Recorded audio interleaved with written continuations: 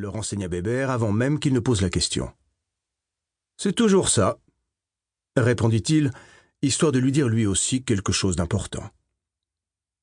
Les deux hommes firent durer leur café. Émile Mercier s'octroya sa première cigarette de la journée. Il ne s'en autorisait que 6 par jour, pas une de plus, pas une de moins. Il en alluma 2 en même temps et tendit la seconde à son camarade. Le mégot sans forme de la roulée fut éjecté d'un coup de langue savant et une gauloise toute neuve prit sa place au coin des lèvres. « De toute façon, il aurait fallu que tu viennes pour aider le gamin, » affirma sentencieusement Bébert. « Parce que tu crois peut-être que ça va être l'affluence par ce temps-là. » « Bien sûr que non. Mais tout seul, il n'aurait pas su quoi faire. Regarde. » Le pêcheur désignait d'un menton mal rasé l'étroit chenal qui séparait l'île de Bercy de celle de Reuilly. Émile Mercier plaça en visière sa main qui tenait la cigarette pour scruter la rive opposée dans la direction indiquée par le pêcheur. Il repéra immédiatement les 2 barques qui dérivaient mollement à quelques mètres l'une de l'autre.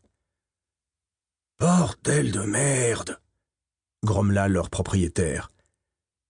Il laissa retomber son bras le long du corps et manqua d'écraser son mégot sur la joue de Bébert, qui évita de justesse la main ballante. « Fais gaffe, merde !»« Hein ? Ah oui, excuse-moi. » Il contempla le triste spectacle encore quelques secondes avant de se résoudre à réagir. « Bon, je sais ce qu'il me reste à faire. T'as ton machin à moteur ?»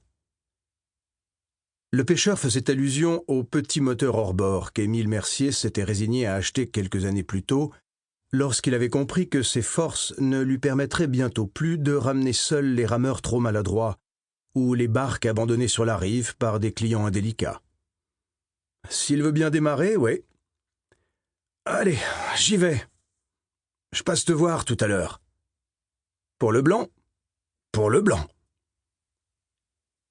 Ce fut une petite consolation pour le loueur de constater en arrivant sur son ponton que les autres barques étaient encore accrochées ensemble. Quelques mois plus tôt, c'était en effet l'ensemble de sa flotte qu'il avait retrouvé dérivant sur le lac. Bien qu'il mette systématiquement sous clé les rames de ses embarcations et qu'il réinvestisse à chaque fois dans des cadenas toujours plus gros, il était régulièrement confronté à ce problème. Ça arrivait les week-ends, vraisemblablement lorsqu'une bande de gamins passant par là, au retour d'une nuit trop arrosée, ne savait plus quoi inventer pour épater la galerie. Émile Mercier sortit d'une poche de pantalon un énorme trousseau de clés, mit, comme tous les jours, quelques secondes avant d'identifier celle de la porte de sa cabane, l'ouvrit et, d'un seul coup d'œil, put constater que rien n'avait bougé à l'intérieur. Le frigo dans lequel il stockait quelques canettes de soda et de jus de fruits ronronnait à sa place. Les rames reposaient sur leur support. Les gilets de sauvetage prévus pour les enfants ou pour les adultes peu téméraires étaient toujours entassés sur leur étagère sous laquelle se trouvait le moteur hors-bord. Le propriétaire des lieux s'en empara, ouvrit le bouchon du minuscule réservoir et jugea préférable de compléter le niveau. Ceci fait, il ressortit l'installer sur le plus petit des canots. Il actionna le lanceur une bonne dizaine de fois, sans qu'il ne se passe rien. Puis, alors qu'il s'apprêtait à renoncer, le minuscule moteur 2 temps daigna tousser de façon encourageante. Enfin, sur une traction un peu plus énergique, l'hélice se mit en marche, embrassant une eau trouble à la couleur peu ragoûtante. Émile Mercier se saisit de l'anneau de corde et des pagaies de secours dont il s'était muni, détacha l'embarcation et prit place à bord. Le moteur tournait cette fois avec une régularité plus rassurante. Les 2 barques n'avaient plus bougé. Il lui fallut moins d'1 minute pour rejoindre la première. Un seul coup d'œil à l'intérieur le conforta dans ses soupçons concernant les auteurs de cet acte de vandalisme. Les cadavres d'une bouteille de whisky et une autre de vodka gisaient dans le fond de l'embarcation. Il y avait visiblement eu trop plein pour au moins l'un des gamins, au vu des flaques de vomi à moitié séchées qui tapissaient les bancs. Une chemise, dans un état effroyable, avait également été abandonnée. Le propriétaire eut à son tour un haut-le-cœur qu'il parvint à retenir au prix d'un suprême effort. Sans Karcher à disposition, il allait devoir nettoyer à la main cette abomination, et cette perspective ne l'emballait pas outre mesure. Doutant que son moteur soit suffisamment puissant pour remorquer simultanément les deux barques, il hésitait à récupérer la seconde pour tenter de n'effectuer qu'un seul voyage. Ses doigts commençaient à s'engourdir sur la poignée d'accélérateur, et il se décida à tenter le coup. Après avoir amarré la première, il mit un petit coup de gaz pour la rejoindre. Il espérait la trouver dans un meilleur état. Elle l'était. Il n'y avait qu'un seul cadavre à son bord, et pas de bouteille cette fois. Il mesurait environ 1,80 m et n'était qu'une plaie sanguinolente.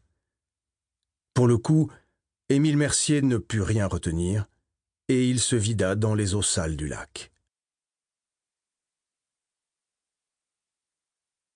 Chapitre 2. Tu parles d'un merdier? Ça fait combien de temps qu'on n'en avait pas trouvé un comme ça? Chadli l'imam conserva l'œil rivé dans le viseur de son appareil numérique et répondit machinalement à son collègue, tout en continuant de mitrailler l'intérieur de la barque. « J'en sais rien. »« T'étais pas là pour celui du Jardin des Plantes il y a un peu plus d'1 mois? »« Non. »« C'était pratique. Il y avait que le pont à traverser pour le déposer à l'Institut médico-légal. Il aurait presque pu y aller à pied. »« Très drôle. »« Dis tout de suite que je t'emmerde. »« Tu m'emmerdes. » Sympa. Christelle Carlier, commissaire principal et chef de section à la brigade criminelle de la PJ parisienne, regardait œuvrer les deux techniciens de l'identité judiciaire. Pour avoir déjà travaillé avec lui, elle savait que dans le cadre de son boulot en général, et lors de la levée de corps en particulier, le jeune lieutenant l'imam ne supportait pas les conversations stériles. Il arrivait sur une scène de crime, ne prononçait plus une parole inutile et exigeait la même chose de son entourage. C'était son mode de fonctionnement et ses collègues n'avaient pas d'autre choix que de s'y plier. Ce que finit par accepter celui qui l'accompagnait ce matin-là, en se limitant à ne le questionner que sur leurs préoccupations du moment, le cadavre de cet homme d'environ 35 ans, retrouvé dérivant sur le lac Daumesnil. « Tu as ce qu'il te faut ? » ?»« J'ai. » « On passe à la suite ?» Le technicien était prêt. Combinaison, gants, calots, couvre-chaussures. Il allait ajuster son masque lorsque le divisionnaire Carlier arrêta son geste. « Attendez une seconde, la proc est là. » Un gardien de la paix venait de soulever la rubalise pour laisser passer Daniel Labarthe, substitut de permanence en ce froid samedi, accompagné du commandant Gilles Tissandier, chef du groupe de doublure pour le week-end. Ils firent quelques pas en direction de la rive du lac et s'arrêtèrent à distance raisonnable pour que la proc puisse photographier d'un coup d'œil l'ensemble de la scène sans risquer de la polluer. Le commissaire Carlier vint à leur rencontre. Elle salua d'un bref mouvement de la tête le commandant Tissandier, dont le physique de premier de la classe lui était plus que familier, et identifia sans peine la magistrate récemment nommée avant même que celle-ci ne se présente. Une garce habillée en bonne sœur, avait-elle entendu à son sujet à travers les couloirs du palais. Toute déplacée qu'elle était, la description collait parfaitement à la substitut. Un visage fin, de grands yeux bleus, une chevelure noire retenue par une stricte queue de cheval, mais la mine aussi sévère que sa tenue vestimentaire. Un tailleur gris à la jupe descendant sous les genoux, un chemisier blanc à col fermé, une paire de mocassins à talons plats.